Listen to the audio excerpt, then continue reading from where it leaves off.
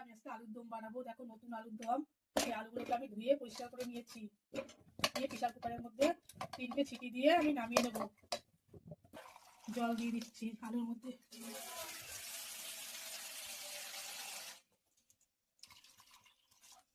স্বাদ মতো লবণ, মানে পরিমাণ মতো লবণ দিয়ে দিলাম।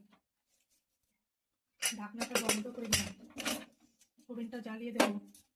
এবার 3টে সিটি পড়া পর্যন্ত অপেক্ষা করতে হবে। এখন আলুগুলো সেদ্ধ হয়ে গেছে, ঠান্ডা জলে দিয়ে দিয়েছি। এবার আলুগুলো আমি আস্তে আস্তে ছাড়িয়ে নেবো। এক এক করে আলুগুলোকে এভাবে ছাড়িয়ে নিতে হবে। দেখো বন্ধুরা, আলুগুলো আমার সব ছাড়ানো হয়ে গেছে। হ্যালো, দিয়ে দিলাম। তেলটা ভালো করে গরম হয়ে গেছে, আলুগুলো ছেড়ে দিলাম। আলুর মধ্যে লবণ আর হলুদ দিয়ে আমি ভাজতে থাকবো। আলুগুলো লাল লাল করে ভেজে দেবো। আলু আমার ভাজা হয়ে গেছে, আমি তুলে নিলাম। আস্তে আস্তে তুলে নেব। ওই তেলের মধ্যেই 2টো তেজপাতা, 2টো শুকনো লঙ্কা, এলাচ, দারচিনি, লবঙ্গ দিয়ে দিলাম। সামান্য জিরে দিয়ে দিলাম।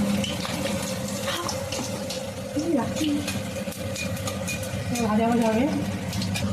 মশলাটা ভাজা হয়ে গেছে। এবার আমি যে বেটে রেখেছিলাম আদা, কাঁচা লঙ্কা, জিরে, চালমগজ আর কাজু বাদাম, সেটাকে দিয়ে দিলাম।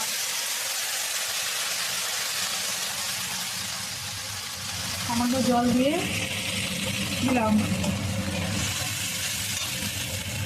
পরিমাণ মতো লবণ দিয়ে দেবে। আগেও যেহেতু লবণ দেওয়া ছিল, আর এখন অল্প লবণ দিয়ে কষতে থাকবে। লবণ আর হলুদটা দিয়ে নাড়াচাড়া করবো।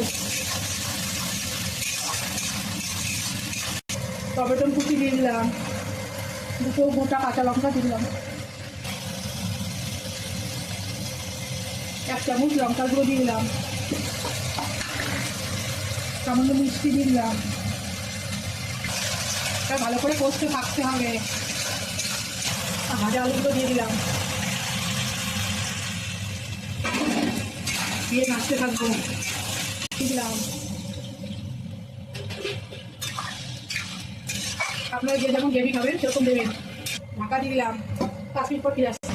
ঢাকনাটা খুলে দেখে নেবো।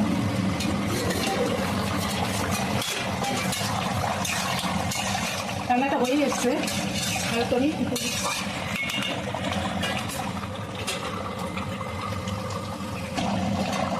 উপর থেকে গরম মশলা দিয়ে দিলাম। 1 চামচ ঘি দিয়ে দেবো। রান্নাটা হয়ে গেছে, আমি এখন নামিয়ে নেবো।